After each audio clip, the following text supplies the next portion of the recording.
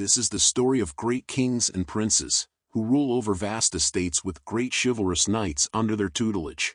But more importantly, this is the story of a young little prince who is constantly shunned as the odd one out. A prince with a debilitating disability of being deaf and mute. And if fate wasn't cruel enough already, young Bojji finds himself pressed under the burden of living up to his father's grand stature. But how can a deaf and mute become king? How can a boy as weak as Bojji overcome this brutal social exclusion and rise as a great prince? Well, with his unwavering confidence and the help of a small black creature known as Kage, you never know.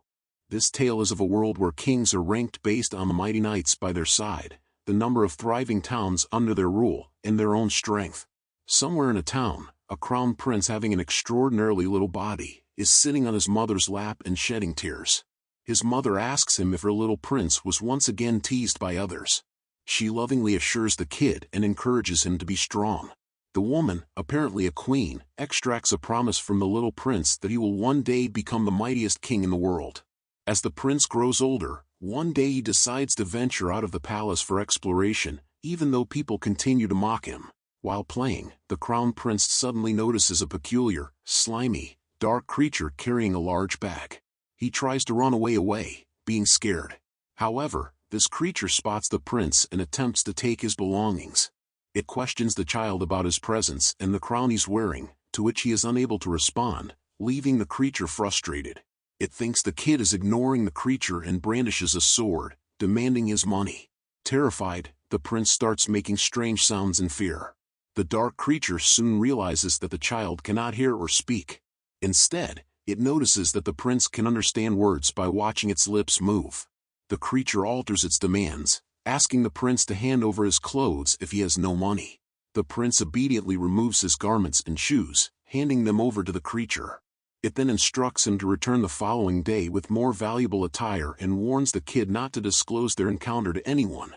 The prince agrees to these terms and departs, walking through town with only his underwear and crown, prompting people to mock and ridicule him.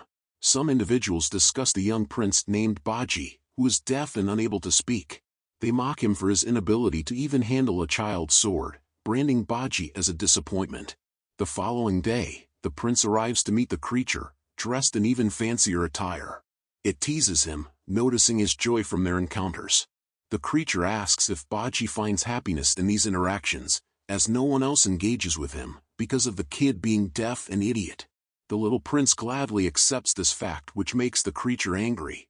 It yells at Bojji, trying to make him understand that the creature was making fun of him. However, the prince is happy as no one else comprehends his conversation as this dark creature can. Bojji then promises to bring more clothes the next day, taking off his current garments. The creature finds it a bit challenging to handle Bojji and inquires about his name. It, in turn, introduces itself as Kage. Their meetings keep happening like this regularly. One day, the prince points out his palace from a distance to the creature. Kage is taken aback to learn that Bojji is in line to be the next king. The prince is resolute in his ambition to become a great king, but the creature pokes fun at Bojji for being deaf and dumb. Upon observing the prince's determination despite his limitations, the creature decides to encourage him. This time, Kage secretly follows Bojji as he heads back to the castle, barely clothed. While most townspeople gossip and laugh amongst themselves, children approach the prince, questioning why he has no clothes. They start mocking him for his inability to speak and hear, causing Bojji to flee. Kage watches all of this unfold and realizes how the prince is subjected to ridicule because of the creature's demands. Upon returning to the castle, even the guards engage in hushed conversations behind Bojji's back. Kage is impressed by his ability to still maintain a smile. As the prince enters his palace, he's intercepted by Queen Hilling, the mother of the second prince, Dida. She scolds Bojji for being outside without clothes. However, Justice Minister Sandio proposes that the prince might have been attacked by highwaymen.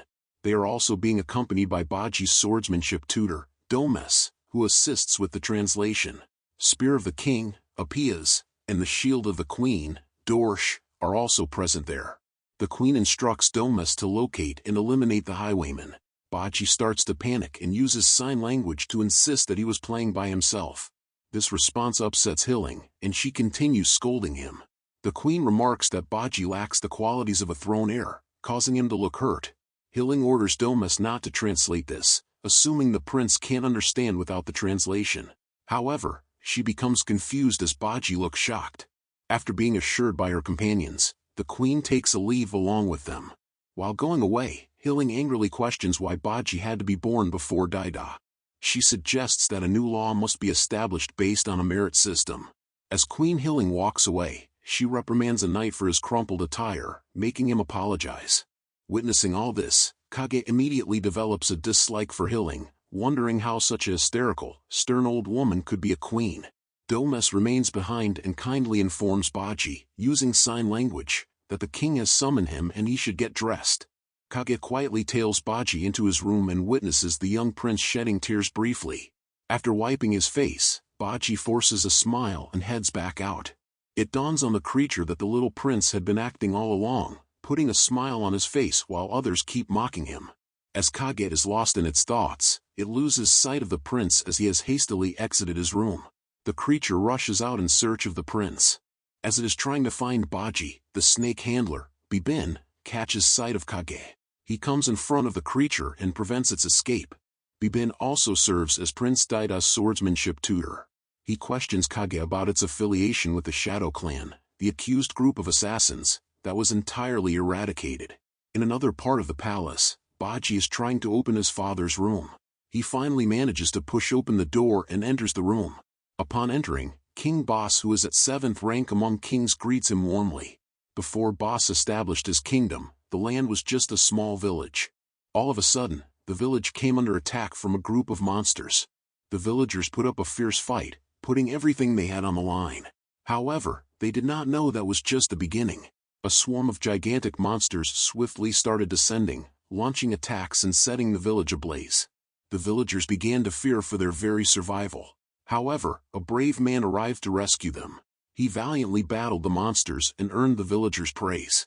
This marked the beginning of Bos's kingdom.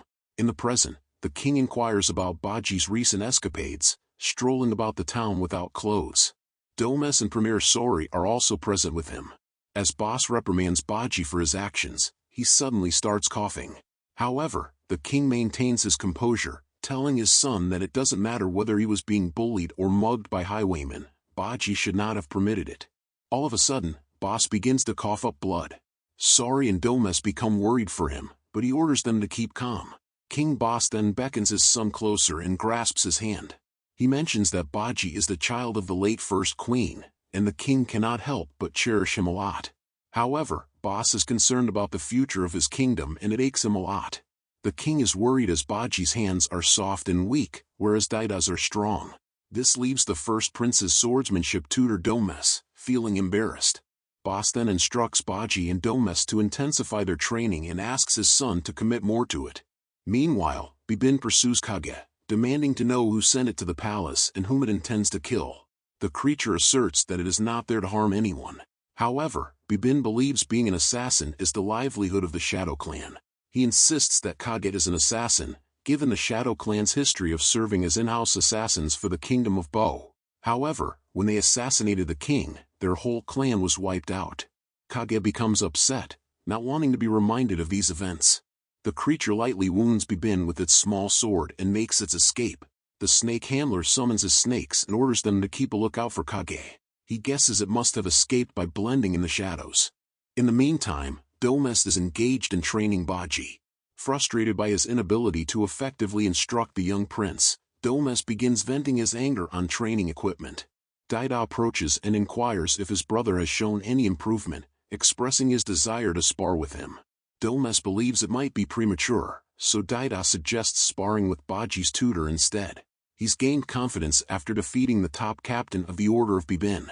Domes is initially hesitant but eventually agrees. As they prepare to face each other with their poles raised, Bojji's tutor senses a similar intensity in Daida's aura to that of Bos. He's taken aback as the second prince launches his attack. However, Domes quickly gains the upper hand and knocks Daida to the ground. The second prince becomes frustrated and declines assistance to get up.